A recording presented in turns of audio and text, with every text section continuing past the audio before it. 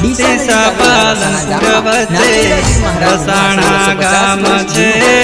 ત્યાં છે વીર દાદાનું રે ધામ મને વંદન કરું વારંવાર દાદા તારા દર્શન કરવા